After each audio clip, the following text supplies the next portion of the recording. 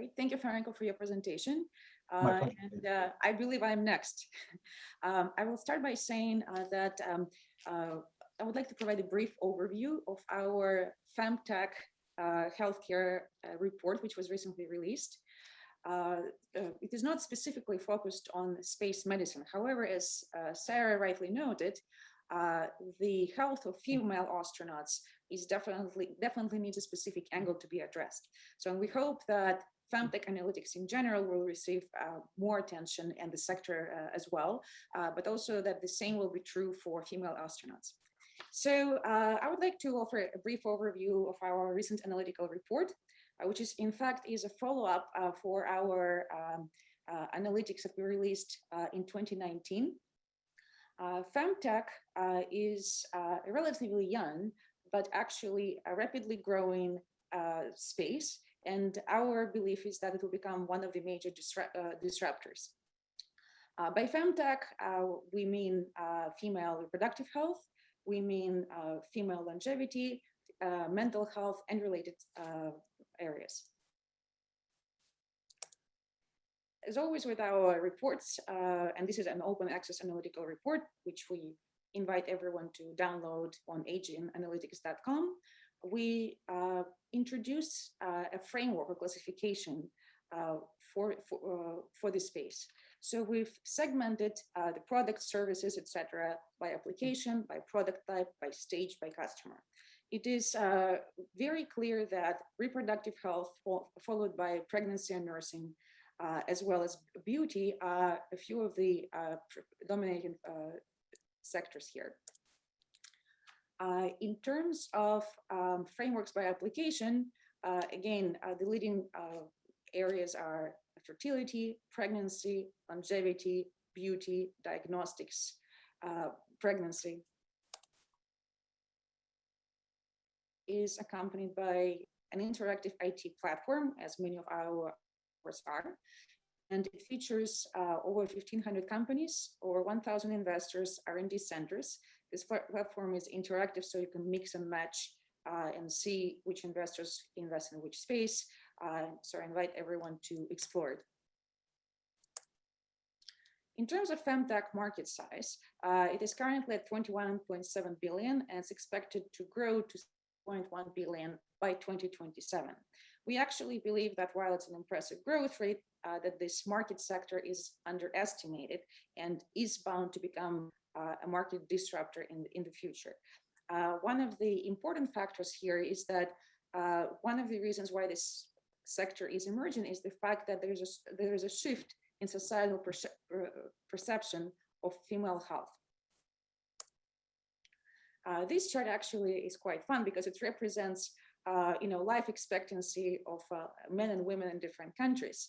And while the overall trend is always that women live longer than men, but the difference actually is quite significant sometimes depending on the country. For instance, in Russia, women live 10 years longer than men, which is quite remarkable. In terms of regional distribution of longevity companies, North America leads, followed by Europe, Middle East, and Asia.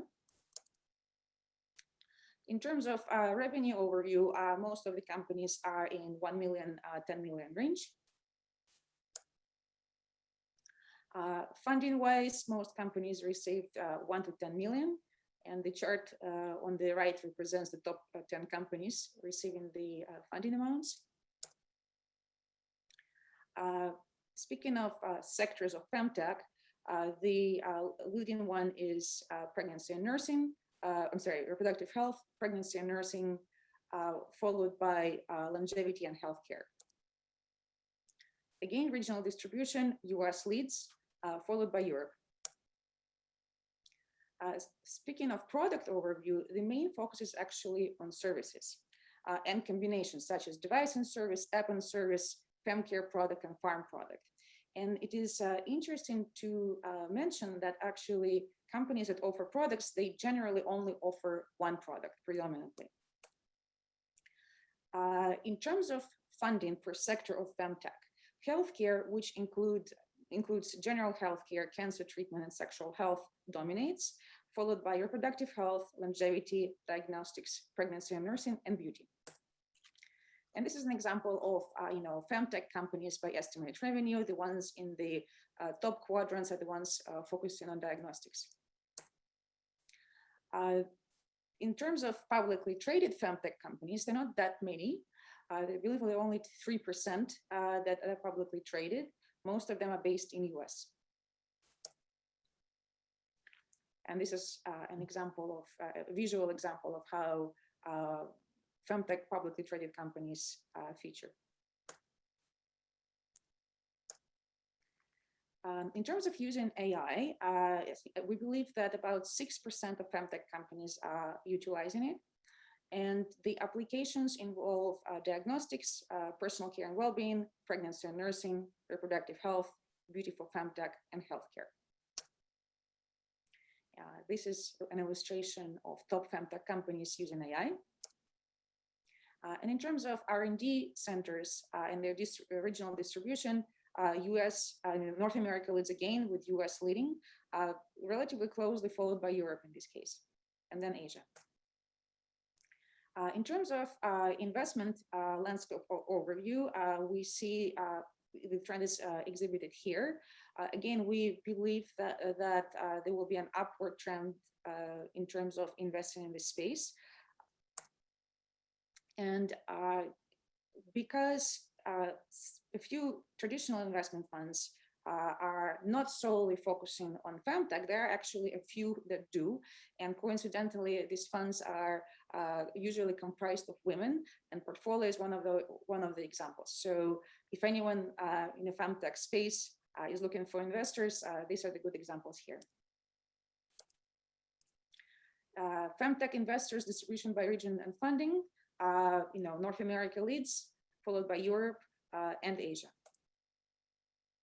In terms of investors by sector, we have reproductive health leading the chart, followed by healthcare, longevity, pregnancy and nursing, and beauty. The key market trends in this space are personalization, endometriosis, in-home testing, menopause, fertilization, AI for FemTech, tracking apps, and wearable devices. Menopause solution is actually one of the prevailing trends here, and of course the Asian population plays a role here as well. Reproductive health segment obviously is projected to expand significantly by 2026, and will be estimated to be at 41 billion. Tracking apps also play an important role. And we see lots of activity in this space as well. And in terms of key market development factors and future focus in FemTech, the most important factors we see here is accessibility, favorable regulation, B2B partnerships, customization, and affordability. This is a more granular look at our interactive dashboarding platform, which give you further insights on everything to do with companies, investors, R&D centers, influencers, etc. I do not want to delve in too deep on it during my brief presentation, but I encourage you to take a look. So with that, I will revert back to Franco, and I hope the report is downloaded. It is an open access. Thank you so much for that, Kate. Very interesting presentation as always, and I very much look forward to discussing some of the convergences to be had between FemTech and space tech and space medicine, especially as it pertains to reproduction and reproductive longevity off of Earth. So thank you for that, Kate.